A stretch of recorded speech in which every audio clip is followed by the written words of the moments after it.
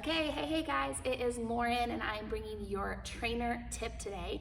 And this tip is specifically for people who find themselves peeing during their workouts. So I'm gonna give you guys 3 things that you can try if this relates to you.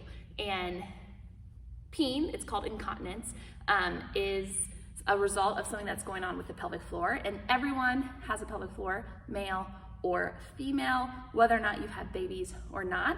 So though incontinence is most commonly found in women who have had babies, it can also be found before a female ever has a kid, or even men sometimes struggle with it. So anyone who struggles with peeing themselves while they work out, these are tips for you.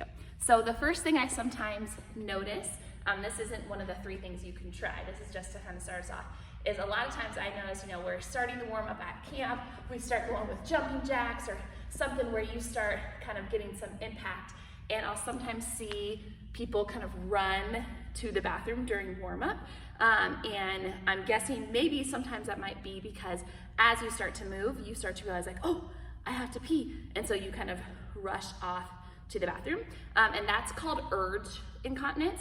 And my piece of advice, if that's you, where it's not that you're peeing yourself, but you just all of a sudden feel that urge to pee when you start to move, is rather than running to the bathroom, take a second, take a big inhale, big exhale, try to kind of relax, and then see if you can't kind of like move past that urge and then get back into it and kind of mind over matter on that.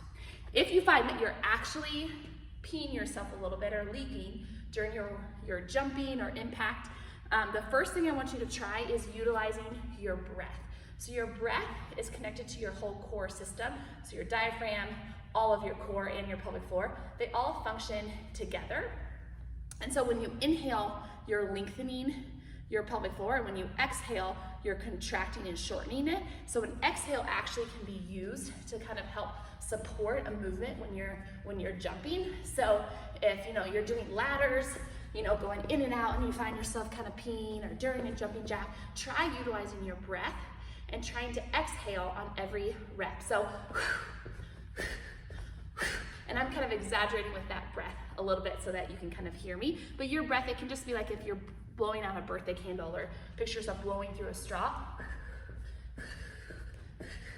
And see if kind of exhaling on that moment where you feel like you might normally pee on the rep, see if that kind of helps with that pee. The second thing that you can try is the positioning of your body.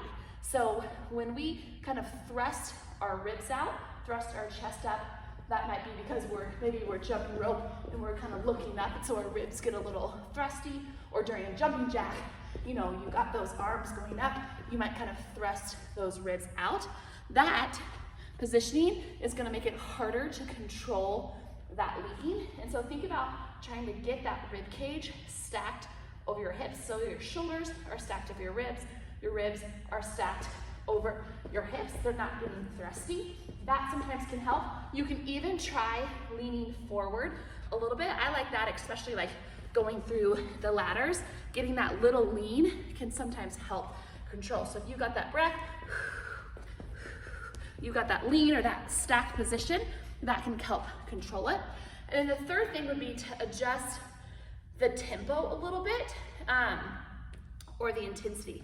And that simply is so that you can actually recruit those first 2 strategies. So for example, let's say you find yourself peeing yourself on a double under. That can be a really challenging exercise for people who struggle with leaking. Slow it down to a single and trying to master those first 2 tips in a single. So you're kind of exhaling on every breath. You've got that stacked position, you're not getting thrusty. You've got that stacked position. And you're mastering the singles with that. On something like a jumping jack, maybe you're slowing it down enough where you can bend your knees a little bit,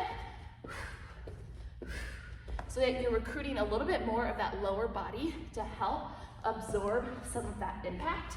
So getting that little bit of that knee bend. So playing around with the tempo so that you can do those first 2 tips, and so that you can recruit a little bit more of your body. Also play around with the positioning during that move. For a jumpy jack, moving your legs apart while going up overhead is gonna be a really challenging movement for those who are leaking. So maybe on that jumpy jack, maybe you move your feet front and back. You'll often see me do that in camp. Or you can even just kind of drop into that squat. Or maybe you just do a little bit smaller motion with those hands as you slow it down. So play a little detective work on your body, slow it down enough so you can kind of change it up and see, hey, if I absorb the impact with my legs a little bit, or if I adjust my positioning a little bit, does that help? So try those 3 things at camp this week and see if that helps.